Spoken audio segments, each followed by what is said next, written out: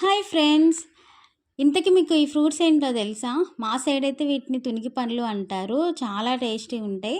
ఇవి seasonal fruits అనమాట. ఎక్కువ అడవులలోనే దొరుకుతాయి.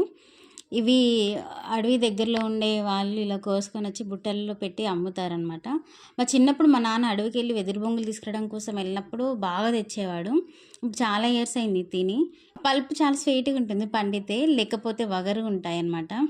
ఇంతకీ హోలీ మీరెలా సెలబ్రేట్ చేసుకుంటున్నారు? మా ఇంటి దగ్గర అయితే హోలీ ఇలా నడుస్తుంది.